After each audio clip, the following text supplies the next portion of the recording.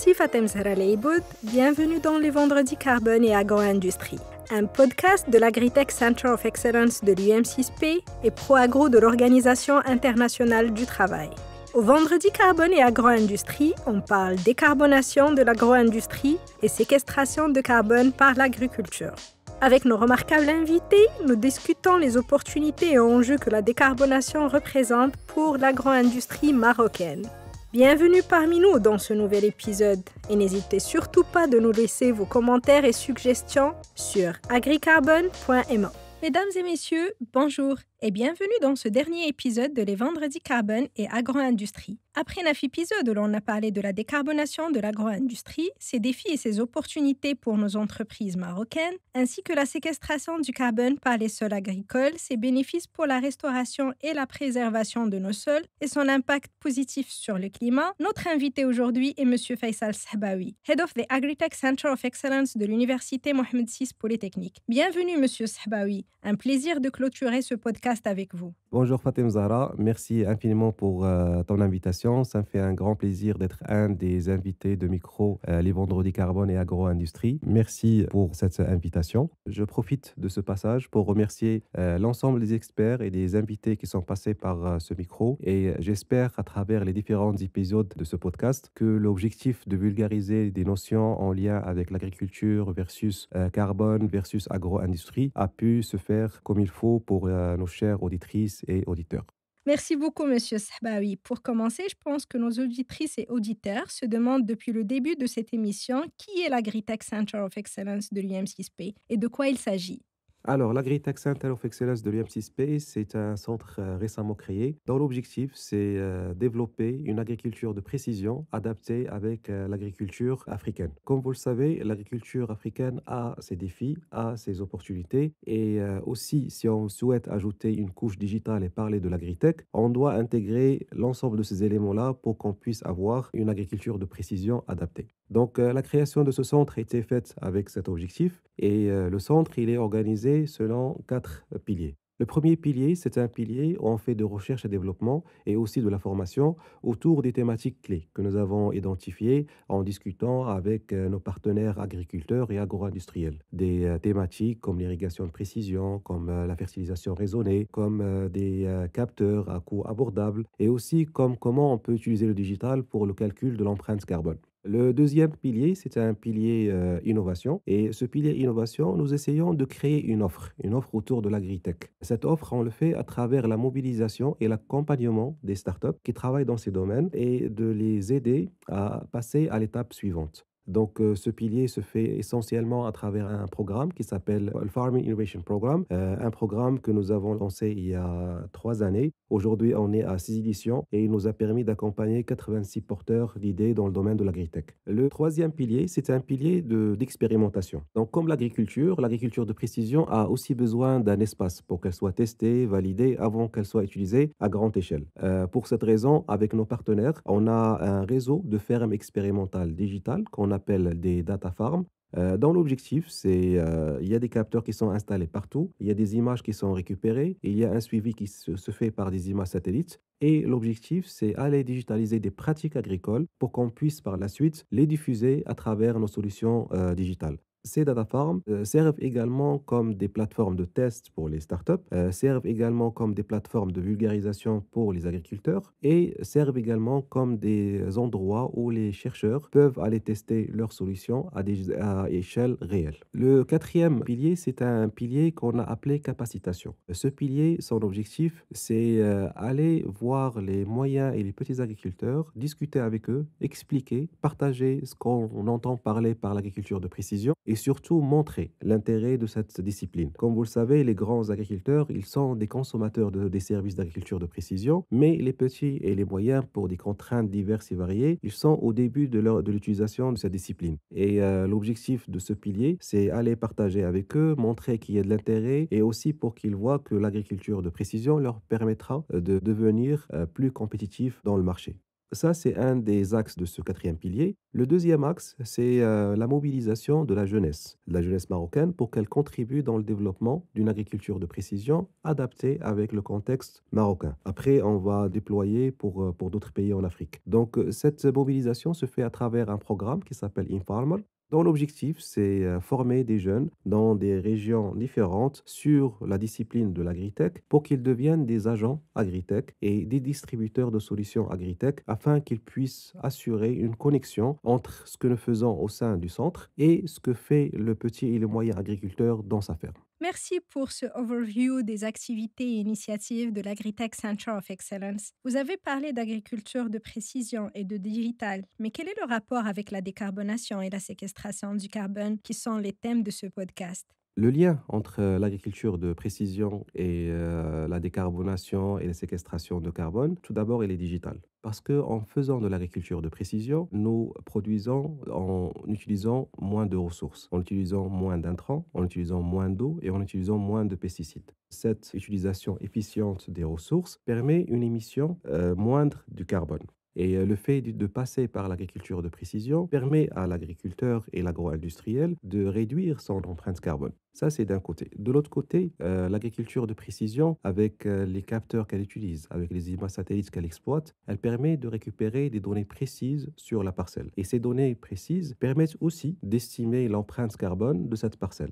Et le projet sur lequel nous travaillons dans l'Agritech Center of Excellence sur la décarbonation de l'agro-industrie et la séquestration de carbone, il vient en réponse à un besoin exprimé par nos partenaires agriculteurs et agro-industriels de comment on peut calculer son empreinte carbone d'une façon simple en utilisant le digital. Et ce que nous avons proposé à travers ce centre, c'est tout d'abord exploiter l'agriculture de précision comme un outil de réduire son empreinte carbone, et aussi de développer un nouvel outil qui permet d'estimer son empreinte carbone pour les agro-industriels et les agriculteurs, qui permet de calculer, d'estimer cette empreinte carbone par les agro-industriels. De l'autre côté, il y a l'Organisation internationale du travail, un des partenaires de l'Université Mohamed VI Polytechnique, qui s'intéresse à l'amélioration de la compétitivité du secteur agro et industriel ici au Maroc, et aussi à travailler sur les emplois futurs en lien avec le secteur agricole et agro-industriel. Donc, en combinant un besoin qui vient de chez les partenaires agricoles et agro-industriels,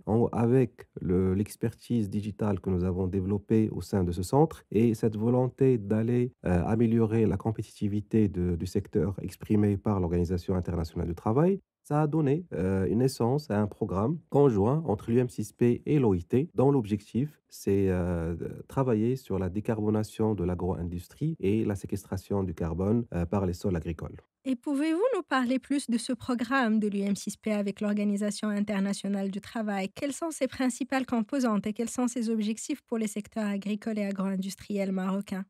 Donc l'objectif de ce programme, c'est proposer au secteur agro-industriel et aussi aux agriculteurs une plateforme de savoir-faire autour du carbone, séquestration de carbone, décarbonation, avec un objectif de devenir plus compétitif, tenant compte des contraintes que nous commençons à avoir dans le marché international. Par rapport à ces composantes, donc le programme, il commence par un volet vulgarisation. Le sujet pour le secteur agro-industriel marocain, il est encore à ses débuts. Et d'où cette première composante de vulgarisation, où il y a plusieurs axes, comme par exemple le podcast que nous présentons aujourd'hui, comme par exemple des conférences sur la thématique, et aussi des journées de vulgarisation auprès des agriculteurs en partenariat avec l'Office national de conseil agricole. La deuxième composante, c'est une composante formation. Formation pour qu'on puisse préparer les acteurs et les agronomes et tous ceux qui sont concernés par ce sujet à cette thématique. Donc la formation, elle se fait à travers un certificat, un premier certificat de son genre ici au Maroc. Il porte le nom de décarbonation de l'agro-industrie et séquestration de carbone par les sols agricoles. Le troisième pilier ou le troisième composante, c'est une composante innovation. Et on s'inspire un peu de l'approche de l'Agritech Center of Excellence. On cherche à proposer l'offre pour le secteur. Et cette offre, on essaie de la proposer ou bien de la chercher chez des start-upers parce qu'ils représentent un maillon fort qui permet de lier entre le R&D et le terrain. Donc, dans ce cadre-là, il y a le Farming Innovation Programme avec une édition Carbon Farming, dont le lancement a été fait il y a 2 mois. Ces 2 mois-là, c'était une période d'appel à candidature et les startups, ils vont présenter leurs solutions lors d'un événement qu'on va organiser fin mai qui s'appelle les AgriCarbon Days. La dernière composante du programme, c'est une composante de développer, de proposer, de créer une plateforme de calcul d'empreinte carbone, de conseiller sur comment on peut décarboner son activité et aussi d'estimer combien de carbone on a séquestré dans le sol agricole. Cet outil, on l'a baptisé Carbo Edge. On a eu l'occasion d'ailleurs de la présenter lors du SIAM, la dernière édition de SIAM. Une première présentation à cet outil dans un événement public. Et l'objectif de cette première présentation, c'était d'avoir des feedbacks, des critiques, des recommandations, des visiteurs que nous avons eus dans notre stand au sein de SIAM. Et le lancement officiel de cette plateforme est prévu donc lors des Agri Carbon Days, les 24 et les 25 mai prochains, au sein de l'Université Mohammed VI Polytechnique à Rabat. AgriCarbon Days, un colloque international, un lieu de rencontre et d'échange autour de la décarbonation de l'agro-industrie et de la séquestration de carbone par les sols agricoles. Rejoignez une communauté internationale de chercheurs, d'experts, de professionnels, d'agro-industriels et d'agriculteurs pour échanger sur le carbone et l'agro-industrie. AgriCarbon Days vous donne rendez-vous les 24 et 25 mai à Rabat pour sa deuxième édition. Inscrivez-vous sur www.agricarbonprogramme.ma. Félicitations pour ce lancement de Carbo Edge lors du SIAM. Il n'y a pas mieux comme événement pour lancer une telle plateforme destinée au secteur agricole et agro-industriel. Mais quelles sont les prochaines étapes dans le développement de Carbo Edge et de sa présentation et son rapprochement des secteurs agricoles et agro-industriels? Merci beaucoup. Je vais juste revenir rapidement sur le développement de Carbo Edge. Donc, c'est une plateforme qui a été développée dans le cadre du programme décarbonation de l'UM6P et l'OIT et avec l'appui de d'autres partenaires, dont notamment Finagri et Comader, que j'en profite pour leur remercier chaleureusement par rapport à leur appui pour le développement de cette plateforme et aussi pour le développement de ce programme parce qu'ils sont aussi partenaires du programme décarbonation de l'OIT UM6P. Donc, la première étape dans le déploiement de Carbo Edge était lors du SIAM. Et on prévoit le lancement officiel de la plateforme lors des AgriCarbon Days qui vont avoir lieu les 24 et 25 mai prochains. Après le lancement officiel de la plateforme lors des AgriCarbon Days, nous avons prévu un programme de formation pour nos partenaires qui seront les premiers utilisateurs de cette plateforme, qui sont donc Comader et Finagri et d'autres partenaires, dont l'objectif, c'est qu'ils soient, eux, les premiers utilisateurs, les premiers validateurs de cette plateforme. Et l'étape d'après, ça sera donc un lancement à grande échelle pour une utilisation pour tous les agriculteurs, tous les agro-industriels ici au Maroc. Je pense que les prochains AgriCarbon Days seront un excellent rendez-vous pour découvrir plus sur ce programme UM6P OIT sur la décarbonation de l'agro-industrie. Effectivement. Donc, l'événement des AgriCarbon Days, c'est un rendez-vous auquel nous avons invité des experts, des chercheurs de renom nationaux et internationaux qui vont nous parler de la relation carbone, agriculture, digitale et comment cette relation peut rendre l'agriculture plus résiliente au changement climatique et plus durable. Nous allons aussi avoir l'occasion de présenter des startups marocaines qui travaillent sur cette thématique. Nous allons aussi présenter Carbo Edge avec plus de détails sur son fonctionnement. Et nous allons aussi lancer le début du certificat exécutif sur la décarbonation et les séquestrations de carbone qui va, dans le premier jour, ce sera le jour de la conférence. Et la formation va continuer sur plusieurs mois. Je profite de mon passage au micro de Les Vendredis Carbone et Agro-Industrie pour inviter les auditrices et les auditeurs de ce podcast pour qu'ils se rejoignent à nous à cet événement, car on souhaite, à la fin de cet événement, rédiger une note blanche qui parle de la durabilité, qui parle d'une agriculture plus résiliente, en poussant l'agriculture à jouer un rôle pour préserver l'environnement à travers la séquestration de carbone, à travers moins d'émissions de carbone et aussi à travers la décarbonation de l'activité agro-industrielle. Je vous remercie grandement, Monsieur Sahbaoui, pour ce partage aujourd'hui. Je vous en prie. Et je remercie grandement nos auditrices et auditeurs qui ont suivi ce podcast durant les 5 derniers mois. Continuez de nous suivre sur les pages de l'Agritech Center of Excellence pour suivre l'évolution de ces projets et initiatives et découvrir plus sur d'autres projets en lien avec l'agriculture durable et résiliente et le digital. Nous arrivons à la fin de cet épisode. Merci encore une fois à notre invité et merci à vous pour vos commentaires bienveillants et vos précieuses suggestions. Continuez à nous écrire sur agricarbon.ma. Il nous fait toujours plaisir de vous lire.